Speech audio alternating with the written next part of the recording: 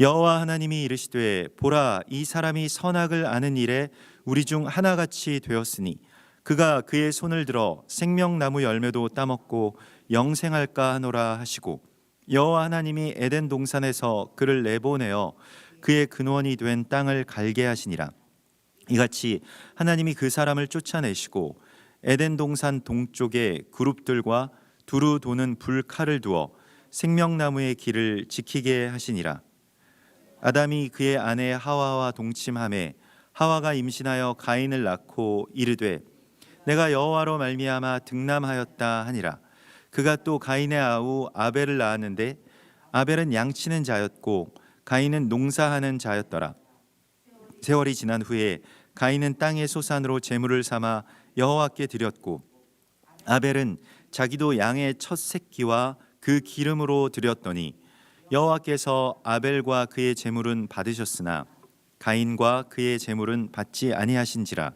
가인이 몹시 분하여 안색이 변하니 여호와께서 가인에게 이르시되 네가 분하여야 함은 어찌 됨이며 안색이 변함은 어찌 됨이냐. 네가 선을 행하면 어찌 낯을 들지 못하겠느냐. 선을 행하지 아니하면 죄가 문에 엎드려 있느니라. 죄가 너를 원하나 너는 죄를 다스릴지니라.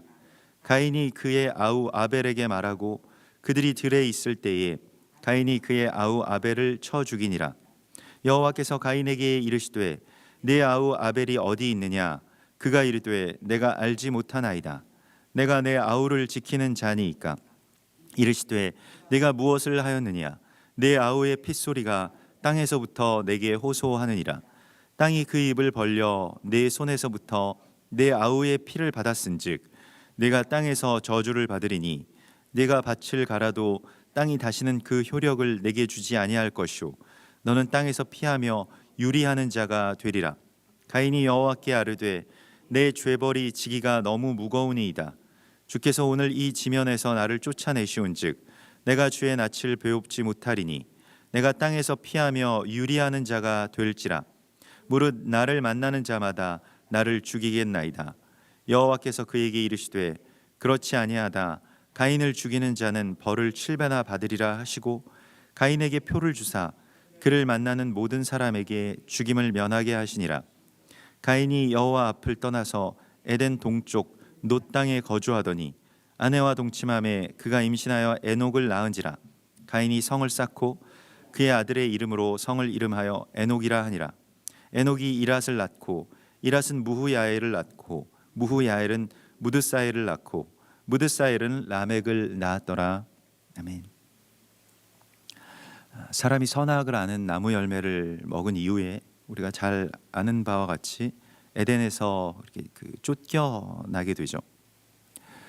그리고 하나님의 동산에서 제사장으로서의 삶, 그러니까 그 동산을 지키고 또 그 동산에 있는 모든 것들의 그 이름을 모든 것들에게 이름을 주는 그 바셴을 주는 그러한 그 삶을 잃어버리게 됩니다. 우리가 이 아담의 이야기를 어제도 보았던 것과 같이 아담은 이름을 주는 자였거든요. 근데 그 이름을 준다라고 하는 것은 우리가 이름으로 누군가를 안다, 누가 이름을 부르는 그러한 관계이고 또 그렇게 이 서로에 대한 어떤 그런 더 친밀한 어떤 그러한 이 관계를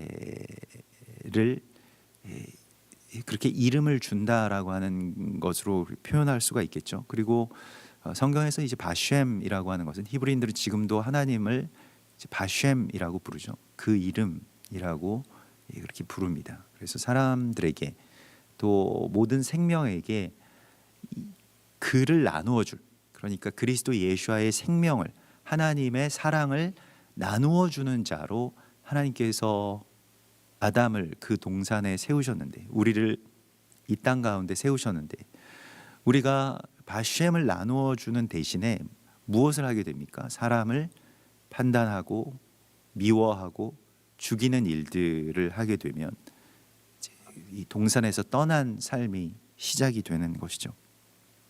그것이 우리의 삶의 어떤 이 천형이라기보다는 그저 태초에 그런 일이 있었기 때문에 지금도 우리가 불행하게 산다, 이러한 이야기라기보다는 우리의 삶에서, 우리의 동산에서 늘 우리가 선악을 아는 나무 열매를 취해서 먹고 그것으로 내가 하나님처럼 될까 하여서, 내가 하나님 노릇을 지금 여기에서 그렇게 하려고 하여서 내가 재판하려고 하고 내가 판정하려고 하고 내가 판단하려고 하는 그 일들을 하게 됩니다.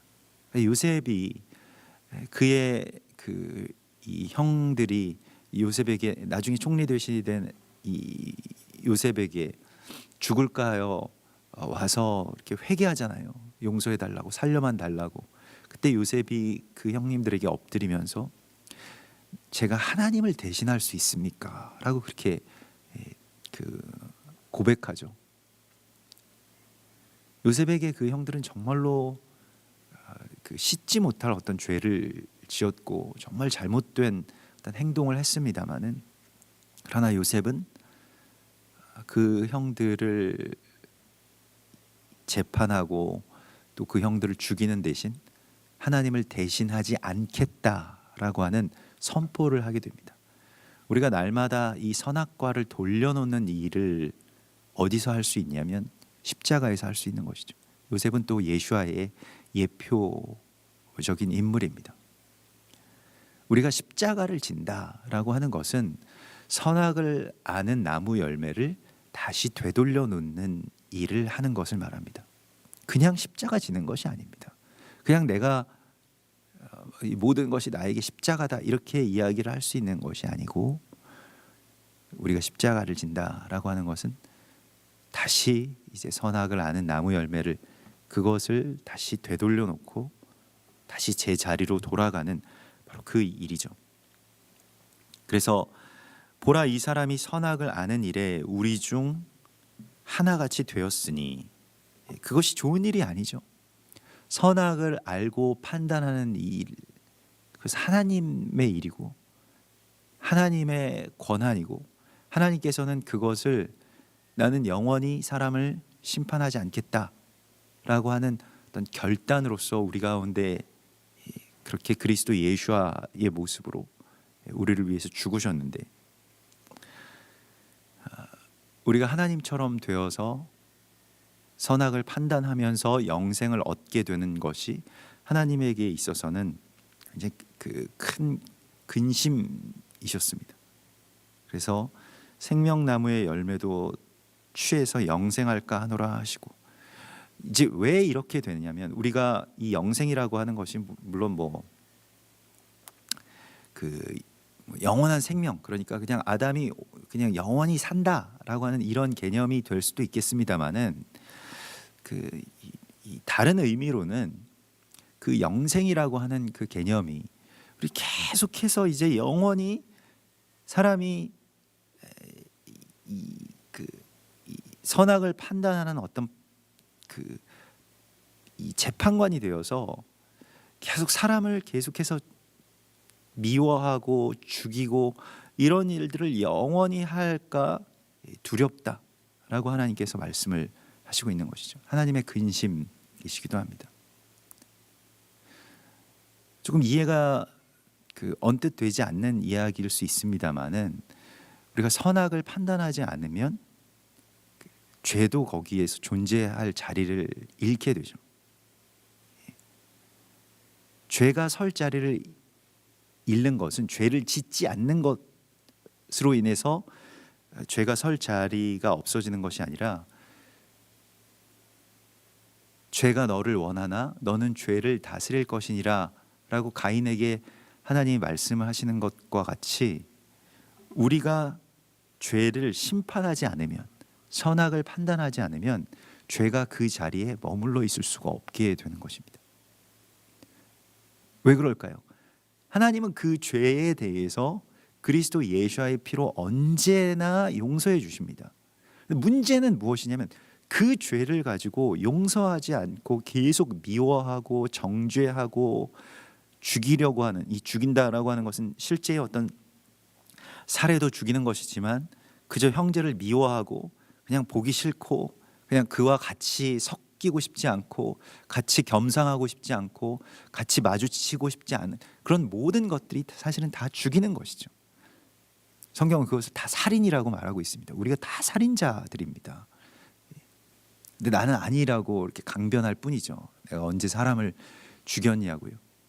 가인처럼 아벨을 죽이고도 나는 뭐 별로 큰 죄가 없다. 내가 그를 지키는 자냐고 그렇게 항변하는 것과 같은 것이죠. 가인과 아벨은 이 사람의 삶의 어떤 그런 그 구조의 두 가지의 길을 나타낸다고 볼 수가 있겠습니다.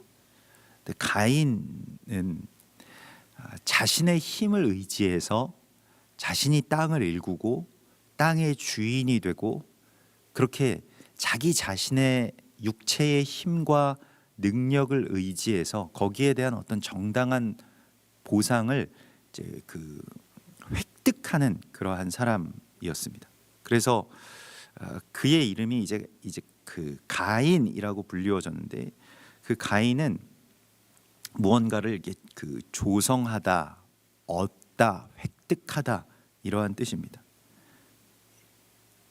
그래서 무언가를 그렇게 자기가 만들어가는 사람을 말합니다. 그러니까 말 그대로 자기가 하나님인 사람을 이야기를 하는데 성경에서 이 농경을 하는 자를 뭐 농사 자체가 잘못된 것이 아니라 농경을 하는 이 라이프 스타일을 그렇게 자기 자신의 삶과 능력을 의지해서 자신이 이제 하나님의 자리에 앉게 되는 그게 태양신을 섬기는 그 시스템과 그 문화와 그대로 일치되고 그게 애굽의 문화이고 그게 가나안의 문화인데 애굽의 문화와 가나안의 문화는 농경의 문화이고 그것은 목축과 아주 대치되는 문화였습니다. 그래서 창세기 46장에 보면 애굽 사람들은 목축을 가증히 여기는 자들이라고 그렇게 나와 있죠.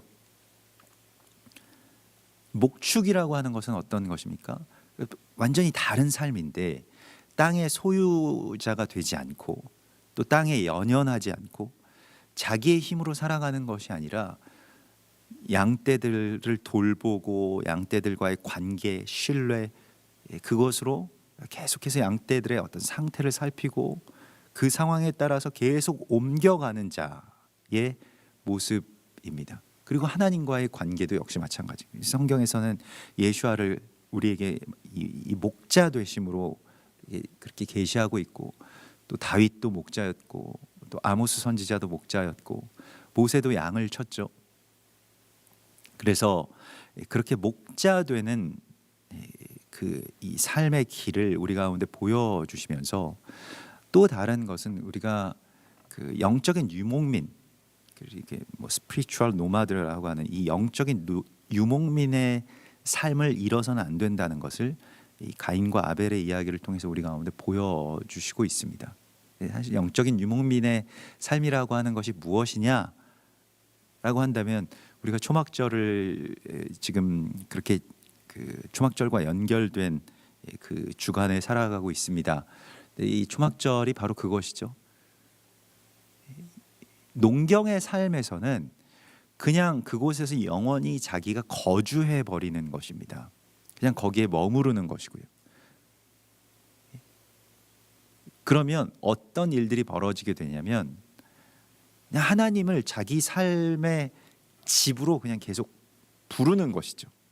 그러니까 하나님은 출장 다니시면서 그 나의 집과 나의 거주와 나의 삶을 도와주시는 어떤 그런 이 도우미로 그렇게 전락시키는 것인데 사실은 우리가 그렇게 하나님을 뭐 욕되게 표현하지 않고 하나님을 오히려 더 높이는 것처럼 그렇게 보이죠. 우리가 어제도 나누었는데요. 어제 저녁에도 어떤 종교적으로 하나님을 그렇게 믿게 되는 그 일들입니다.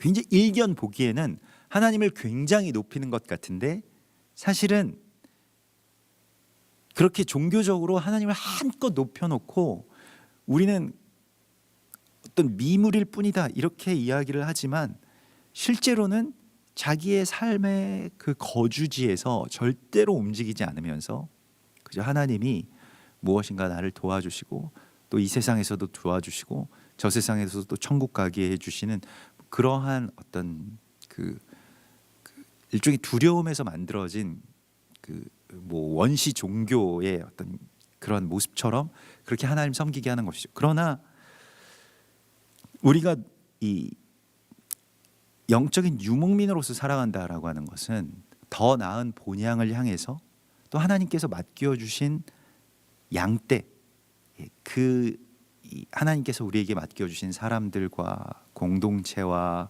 민족과 교회와 나라와 이러한 양떼들을 내가 돌보고 살피고, 선한 목자는 어떻게 합니까? 그것을 위해서 자기 목숨을 버리고 잃어버린 양 한 마리를 찾고 이러면서 계속해서 움직이죠. 자기 삶을 주장하지 않습니다. 양떼를 위해서 살아가고요, 하나님을 위해서 살아가는 것, 그리고 더 나은 본향을 찾기 위해서 자기의 거주를 한정하지 않고 자기의 삶을 고집하지 않고 자기의 자리에 매이지 않고 언제든지 버리고 떠날 수 있는, 언제든지 하나님 가라 하시면 가고 오라 하시면 오고 멈추라고 하시면 멈출 수 있는 이 영적인 유목민의 삶을 살아가라고 말씀을 하십니다. 너는 본토와 친척과 아버지의 집을 떠나, 사람이 그 부모를 떠나, 다 무엇이 전제가 되고 있습니까? 떠남과 전제가 되고 있습니다. 떠남이. 사람이 부모와 같이 산다라고 하는 것은 좋은 일처럼 보입니다마는 그것이 좋은 일이 아니라고, 어제도 우리가 창세기 3장에서 나누었던 것과 같이 하나님이 사람에게 주신 사명이 바로 그것이에요. 사람이 부모를 떠나 둘이 합하여 한 몸을 이룰지노라. 부모를 떠나지 않는 삶이 농경의 삶이고요, 떠나는 삶이, 왜 떠납니까? 떠나는 것은 참 이 고달픈 일이고 보호에서 벗어나는 일이 되고 불안한 일이고 예상이 안 되는 어떤 그런 지점이죠. 어떤 일들이 펼쳐질지 모르고 오직 하나님만 의지해야 되는 그러한 상황이 펼쳐지게 되지만은, 그러나 둘이 합하기 위해서, 사랑하기 위해서, 또 그 생명을 나누어 주기 위해서, 그 이름을 전하기 위해서 우리가 살아가는 삶이 바로 이 가인의 아우인 아벨의 이야기죠. 아벨은 그 헤벨이라고 하는데, 그 헤벨이라고 하는 어원에서 나왔는데 텅 비어 있는이라는 그런 뜻입니다. 그래서 이 세상에 대해서 전도자가 깨달은 것과 같이 헛되고 헛되며 헛되고 헛되니 모든 것이 헛되도다. 사람이 해 아래서 수고하는 그 모든 것이 무엇이 자기에게 유익한고, 이게 뭐 어쨌든 이런 그 삶의 공허감을 나타내는 것이 오늘날에는 별로 이렇게 크게 좋은 일이 아닌 것처럼 보입니다만은, 사실은 이러한 모든 것들이 다 헛되다. 그러니까 사람이 자기의 수고로 말미암아서 자기가 하나님 되어서, 자기의 능력이 하나님이 되어서 자기를 먹여 살리는 이러한 삶의 모든 것들은 사실은 다 헛되다라고 하는 그러한 그 비움 가운데서 그리스도 예수를 찾게 되고 또 성령의 충만함을 우리가 누리게 될 것입니다. 그래서 헤벨, 그 모든 것들이 다 헛되게 되었다라고 하는 것을 깨달은 자가, 세상에 뭐 부귀 영화를 누리고 내가 뭐 어떤 집에 살고 농사가 좀 잘 됐니, 뭐 경제가 좀 어떻게 되었는가, 뭐 이런 것에 이제 매이는 것이 아니라 그런 모든 것들을 그 헛되다라고 볼 수 있는 것이 사실 우리에게 있어서는 지혜이죠. 정말로 가치 있는 것을 가치 있는 것으로 보지 못하게끔 만드는 것이 이 세상의 어떤 눈이고 세상의 가치 판단이 됩니다. 그래서 그러한 것들 다 자기 안에서 비워낼 수 있는 삶을 우리가 사는 것을 성경에서는 자유라고 말하죠. 애굽에서 떠날 수 있는 삶, 자기의 본토와 친척과 아버지의 집에서 떠날 수 있는 삶, 부모를 떠날 수 있는 삶, 그것을 자유라고 이야기를 하죠. 근데 우리에게는 너무 불안해서 더 이상 예측이 되지 않아서 떠나질 못하는 거예요. 나에게 있어서의 이 삶의 방향, 또 삶의 형태는 어떻습니까? 가인의 길일까요? 아벨의 길일까요? 그래서 이 두 아주 큰 어떤 삶의 형태를 우리 가운데 보여주심으로써 우리가 어떤 삶을 살아야 할지를, 또 목자된 삶의 이야기가 무엇에서부터 비롯되는지, 헛되다라고 하는 이 땅에 있는 모든 장막과 물질과 누림과 안정, 이런 것들을 진정한 가치를 위해서 다 떠날 수 있는 그러한 영적인 유목민으로서, 영적인 목자의 삶으로 하나님께서 우리를 부르고 계십니다. 그리고 가인은 땅의 소산으로 제물을 여호와께 드렸고요, 아벨은 양의 첫 새끼와 그 기름을 하나님 앞에 드리죠. 아벨은 제사를 드리고요, 가인은 무엇을 드립니까? 자기 재산을 드립니다. 둘 다 좋은 일처럼 보입니다만은 아벨은 피 흘림의 제사를 하나님 앞에 드리죠. 제사라고 하는 것은 반드시 양의 피가 있어야 되고요, 또 그의 기름을 하나님 앞에 드리고 그의 첫 새끼를 드리죠. 가인은 땅의 소산을 드렸습니다만은 땅의 첫 소산, 첫 열매를 드렸다라고 그렇게 기록되어 있지 않습니다. 그저 땅의 소산이라고 기록되어 있죠. 아마도 다 자기가 씨 뿌릴 거, 뭐 할 거, 뭐 먹을 거, 뭐 남겨둘 거, 팔 거, 이런 거 다 제하여 두고 마지막의 것을 하나님께 드렸을지도 모르겠습니다. 그것도 땅의 소산은 소산이니까요.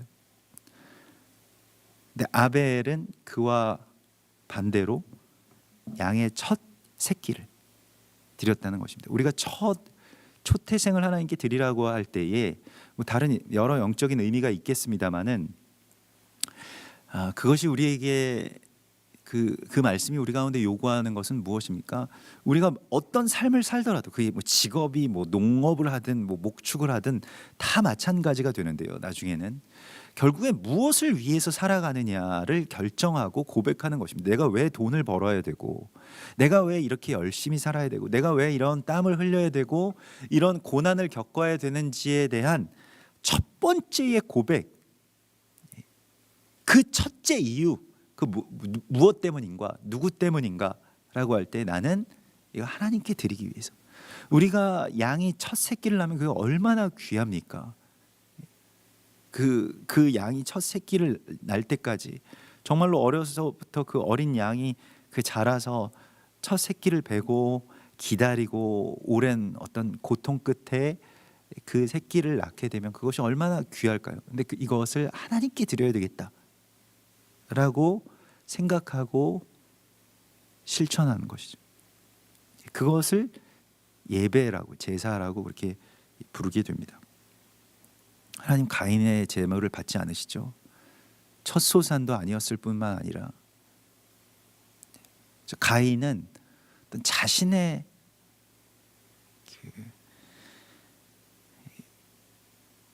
힘을 의지하고 또 자신의 힘의 소산의 어떤 일부를 하나님 앞에 가져올 뿐이었습니다.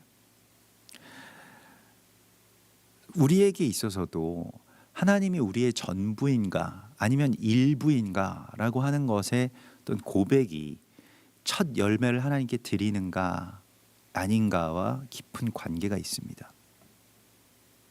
우리가 우리의 삶에 가장 우선이 어디에 있는가를 다시 재정렬해야 될 시간 속에 있습니다. 뭐가 가장 중요한가라고 하는 것에 대한 이야기이기도 합니다. 우리가 정작 가장 귀한 하나님을 놓치고 무언가 다른 것들 그것으로 하나님의 순위가 계속 밀려나는 어떤 삶의 이 형태를 바꾸라고 말씀을 하십니다. 그리고 가인의 이 분노, 가인이 이제 분노가 생기죠. 그리고 부당하다고 여기고요. 아벨이 뭐가 특별히 아벨이 어떤 선을 행했다 이렇게 나와 있지는 않습니다. 그저 아벨은 목축을 하는 자였고 또 아벨은 첫 양을 하나님께 드렸을 뿐인데 하나님께서 그것을 연락하셨다는 것이죠. 근데 가인은 그것을 보면서 굉장히 분개합니다. 오히려 가인의 입장에서 보면 이 애굽 사람들이 목축을 가증히 여긴 이유도 바로 그것인데요.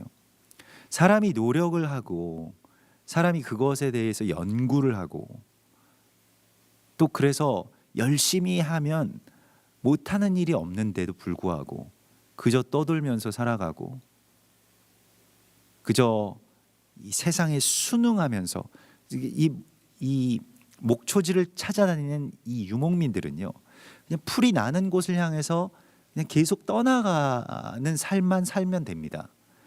그러나 농경을 하는 사람들은 그 땅을 바꾸어야 됩니다. 농사가 될 수 있을 때까지.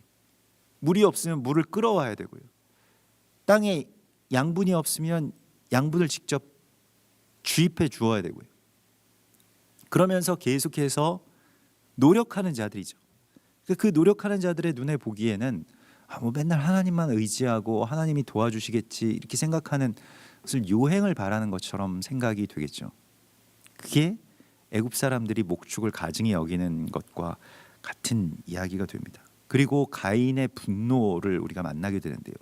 사실 이것이 이제 오랜 시간 동안 계속되어진 창세 이래로 지금까지 계속되고 있는 형제 살해의 역사의 시작점입니다. 첫 형제이죠. 가인과 아벨은 형제의 관계의 시작점입니다. 그런데 어떻게 됩니까? 가인이 아벨을 죽이는 일이 발생하죠. 형제 살해의 역사라고 하는 것은 오늘날 뭐 남한과 북한, 뭐 무슨 도와 무슨 도, 뭐 이런 식으로 나뉘어서 형제가 형제를 살해하는 것을 서슴없이 자행하는 우리들의 모습과도 연결되는 그 이야기이죠. 형제가 형제를 죽이게끔 만들고 그것으로 인하여서 자신의 먹을 것을 삼는 것이 사단의 이야기가 되겠습니다. 오늘 주님께서는 죄가 문에 엎드려 있느니라, 네가 선을 행하지 않으면 죄가 문에 엎드려 있다라고 말씀을 하십니다. 네가 선을 행하면 어찌 낯을 들지 못하겠느냐. 우리가 낯을 든다라고 하는 것은 성경에서는 얼굴을 하나님께로 향한다라고 하는 어떤 예배와 깊은 관계가 있습니다. 그가 분노하고 또 사람을 판단하고 죽이고 싶고 저주하고, 우리가 일단 저주하는 것 자체가 누군가를 죽인다라고 하는 것이 되겠는데요. 근데 그렇게 죄가 우리의 문 앞에 있습니다. 문이라고 하는 것은 예배의 장소죠. 사람들이 다 회막 문 앞에 섭니다. 자기의 장막 문 앞에 서서 하나님의 음성을 듣죠. 하나님과 우리의 만남의 장소, 제단입니다. 예배의 장소인데 거기에 죄가 항상 문 앞에 엎드려 있죠.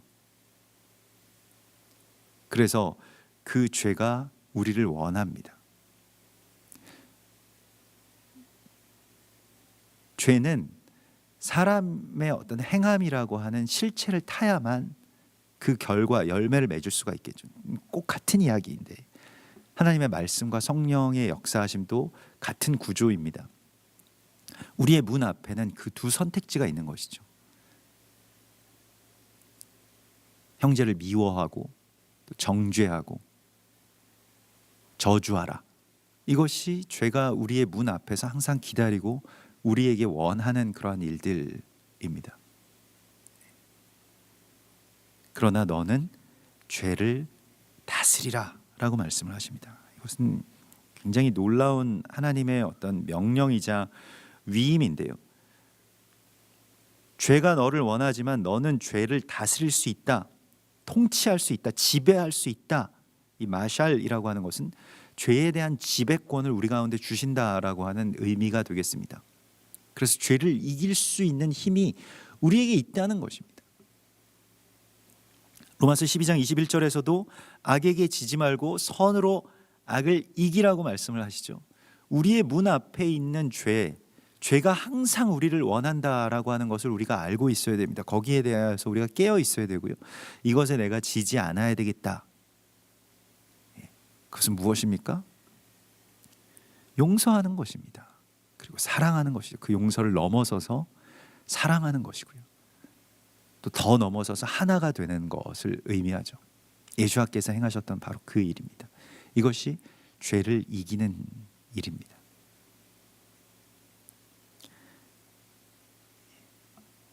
죄는 항상 우리를 원합니다. 그러나 우리는 죄를 이길 수 있다라고 말씀을 하십니다. 아벨을 죽여라. 계속해서 세상과 사단은 우리에게 누군가를 죽일 것을, 누군가를 미워할 것을, 누군가를 증오하고 비방할 것을 계속 원할 것입니다. 그러나 우리는 그것을 이길 수 있다라고 말씀을 하십니다. 그것이 비웃기라도 하는 것처럼, 사실 어떤 용서에 대한 것이나 사랑에 대한 것이나 하나됨에 관한 것이나 우리가 그 말씀을 받으면 그것을 비웃기라도 하는 것처럼 사단이 더 미워하게 하고 증오하게 하고 서로를 죽이게 하는 그런 일들을 막 자행하죠. 정말 고통스러운 일이고 또 괴로운 그런 시절이고, 또 우리 스스로의 모습에 적지하니 우리가 실망하고 또 당혹스럽게 됩니다. 우리가 아벨의 자손이 아니라 가인의 자손인 것처럼 그저 이 세상 가운데 있는 우리에게 계속 죄는 우리를 계속 원하고 찾으려고 하고 있습니다만은, 그러나 그 문 앞에 서 계신 예수아를 우리가 볼 수 있어야 됩니다. 그래서 내가 문 밖에 서서 두드리노니, 그래서 주님께서도 문 앞에 계시죠. 오늘 이 말씀 속에서 하나님께서 사람에게 주신 두 번째 이 질문이 나오죠. 첫 번째는 아담에게 네가 어디 있느냐라고 하는 그 위치에 대한 질문을 주셨다라고 한다면, 오늘 가인에게는 네 아우가 어디 있느냐라고 하는 것을 묻고 계십니다. 우리에게 있어서의 이 아벨은 누구입니까? 아벨이라고 하는 말이 물론 그 헛됨을 깨달은 자의 그러한 지혜도 있겠습니다마는, 다른 의미로는 가인에게 있어서는 원수의 이름이죠. 자기 형제이자 원수. 우리도 형제이자 원수가 된 그러한 관계 안에서 신음하고, 또 그것이 회복되지 않아서 고통스러운 세상 가운데서 살아가고 있습니다. 그러나 하나님께서는 우리에게 묻고 계시죠. 그가 어디 있느냐? 하나님께서 가인이 아벨을 지키는 자라고 말씀을 하시고 있습니다. 우리는 하나님께서 우리 가운데 맡겨주신 어떤 생명을 맡은 자들입니다. 우리가 그것을 받아들이지 않고 인정을 하지 않더라도, 그렇게 그저 자신 혼자 살아오고 누군가를 증오하면서 살아왔더라도 우리는 그 생명을 맡은 자로서의 사명이 창세 이래로 우리 가운데 계속 있습니다. 그래서 하나님은 계속 우리에게 물으십니다. 그 사람은 어디에 있느냐? 그 사람이 어디에 있는지 그 사람에게 가서 물으십시오 라고 우리가 그렇게 이야기를 할 수 있습니다만, 네가 무엇을 하였느냐? 내 아우의 핏소리가 땅에서부터 내게 호소하느니라. 그래서 이제 피와 그 호소의 이야기가 나오게 되고요. 사실은 아담이 저주를 받아서 이 땅에서부터 이 땅이라고 하는 것이 이제 아다마라고 하는 것인데요. 아다마가 어떻게 됩니까? 아다마라고 하는 것은 붉다라고 하는 뜻을 갖고 있습니다. 땅이 피로 물들게 되는 것과 이 아담이 받은 저주가 연결되는 그러한 지점입니다.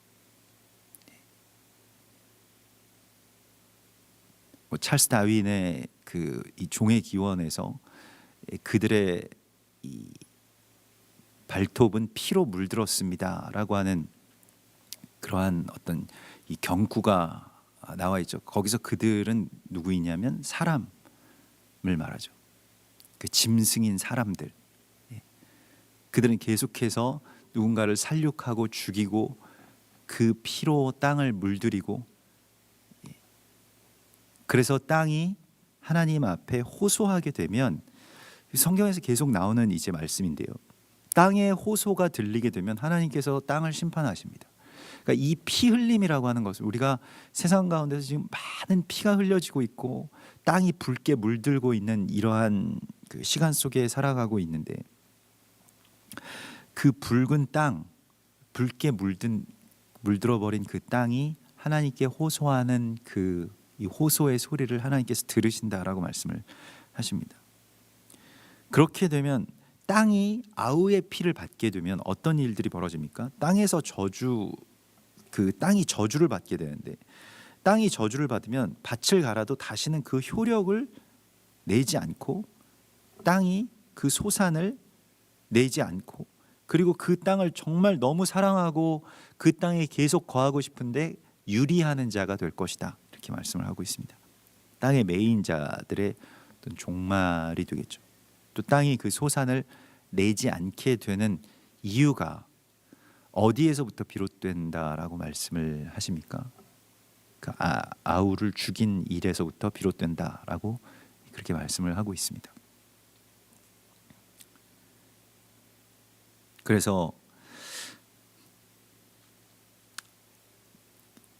또 이러한 모든 일들 속에서 이제 그 가인의 어떤 그 호소를 또한 하나님께서 외면하지 않으시는 모습을 우리가 보게 됩니다. 그러니까 사람의 범죄에서도 마찬가지고요. 또 첫 번째 살인에서도 하나님께서는 그를 죽이시거나 아니면 그를 완전히 버리시거나 심판하시는 대신 어찌 보면 돌이킬 기회를 주시는 것을 보게 되는데요.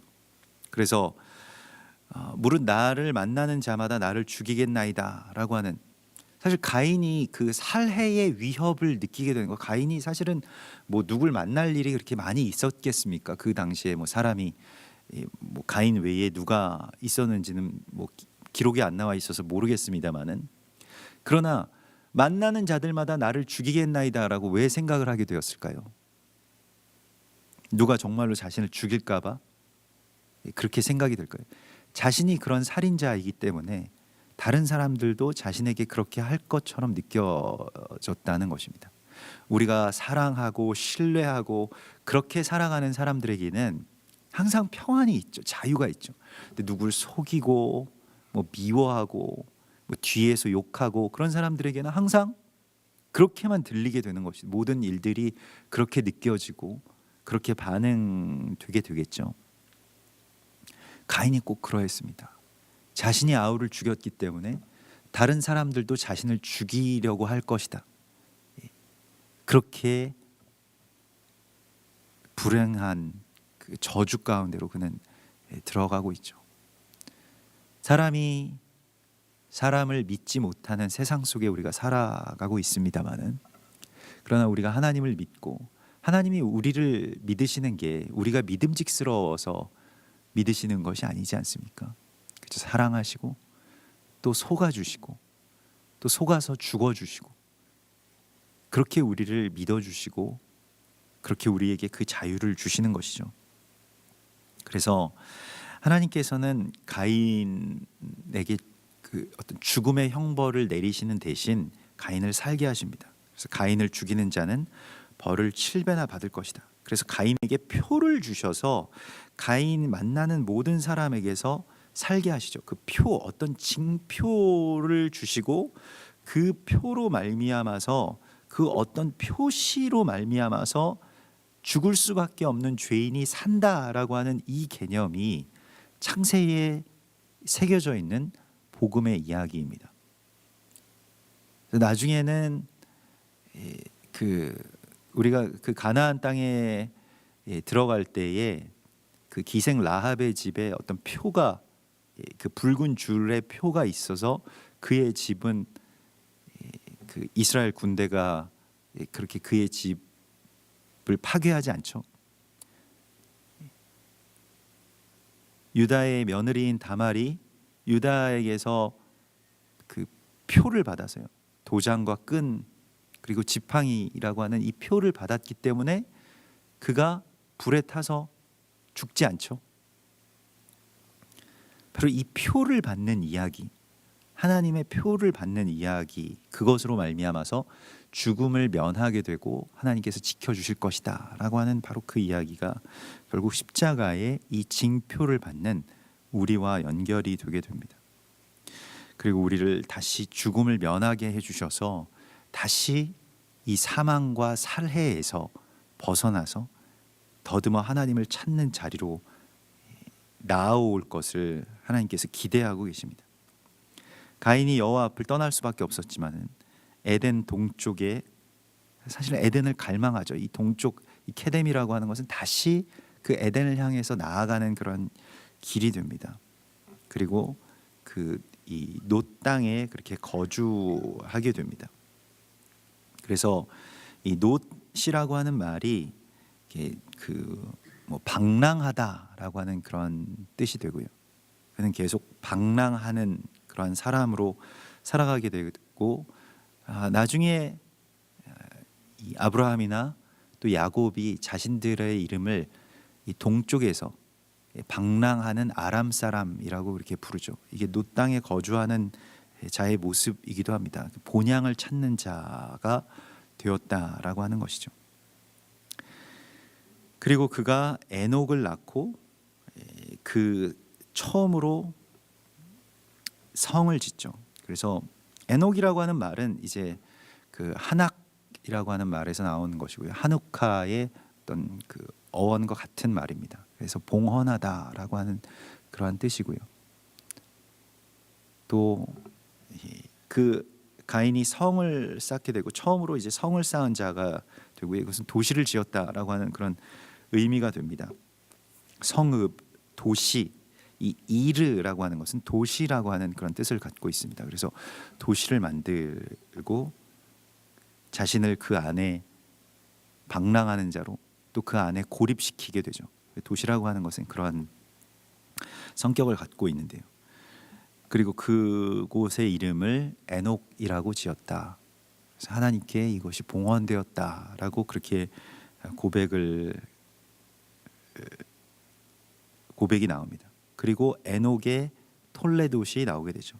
18절에 에녹이 이랏을 낳고 이랏은 무야엘을 낳고 이러한 그 톨레돗이 나오게 되는데 이 톨레돗이라고 하는 이 내력의 이야기가 사실은 창조의 역사와 연결된 하나님의 창조도 톨레돗이고 이 가인의 이 톨레돗도 창조입니다. 그러니까 이게 다 연결이 되어 있는데 그래서 가인이 다시 더듬어서 하나님을 찾아가는 길 그게 어디에서부터 다시 이제 회복의 실마리가 찾아지고 있습니까? 다시 처음부터 이 퍼즐을 흐트러진 이 모든 퍼즐과 에덴으로 들어가는 길을 맞춰야 되겠는데 무엇부터 시작하고 있는 것을 보게 되냐면 하나님께 드려진 아들을 낳는 이야기로부터 시작이 됩니다. 다시 처음부터 시작하는 것이죠. 사랑을 다시 처음부터 배우는 것이고요. 다시 하나님을 찾아 나서는 그 길이 에녹을 낳고 또 에녹이 이랏을 낳고 또 그 이 이랏이라고 하는 것은 이제 그 피하다 도망가다라고 하는 그런 뜻이 되고요. 또 이랏은 무흐야헬을 낳고 무흐야헬은 하나님의 치심, 뭐 홍수 그러니까 이걸 그 이 이랏이라고 하는 것은 이제 피하다라고 하는 것이니까요. 그래서 또 무흐야엘은 그 무드사엘을 낳고요. 무드사엘이라고 하는 것은 이제 그 하나님의 사람을 뜻하는데 그 홍수 이전에 그 이 마을의 족장을 무드사엘이라고 부릅니다. 그러니까 그 이 무드셀라가 여기에서 나온 말이죠. 무드사엘, 무드셀라 다 여기서 나온 말인데 마을의 족장의 이름이고 창을 들고 마을을 지키는 자라고 하는 그런 뜻이 되겠습니다. 그래서 무드사엘은 또 누구를 낳냐면 라멕을 낳게 되고요. 뭐 라멕은 이 뜻이 조금 감추어져 있습니다. 그래서 이 하나님께서 이제 이 가인과 또 그 가인의 족보를 통해서 무언가 그 홍수와 또 그 홍수에서 피하는 어떤 이야기의 이 비밀들을 그 안에 지금 숨겨 놓으시고 또 그 다음 단계의 이야기들로 우리를 이제 이끌어 가십니다. 우리가 이 세상 가운데서 가인과 아벨의 역사가 아직 끝나지 않았고 형제 살해의 역사 가운데서 우리도 사실은 가인의 후손처럼 이 땅 가운데 살아가고 있습니다만은 우리가 이 세상 가운데서 피하고 또 이 세상 속에서 선으로 악을 이길 수 있는, 죄를 다스릴 수 있는 그러한 통치자로서 선악과를 다시 제자리로 돌려놓는 이 십자가의 승리자로서 오늘 우리가 이 땅 가운데 설하고 또 이 땅에서 하나님께 그 봉헌을 드리라고 주께서 말씀하십니다. 우리 같이 기도하겠습니다. 하늘에 계신 우리 아버지시여, 이름이 거룩히 여김을 받으시오며 나라의 임하옵시며 뜻이 하늘에서 이룬 것 같이 땅에서도 이루어지이다. 오늘날 우리에게 일용할 양식을 주옵시고 우리가 우리에게 죄 지은 자를 사하여 준 것 같이 우리 죄를 사하여 주옵시고 우리를 시험에 들게 하지 마옵시며 다만 악에서 구하옵소서. 대개 나라와 권세와 영광이 아버지께 영원히 있사옵나이다. 아멘.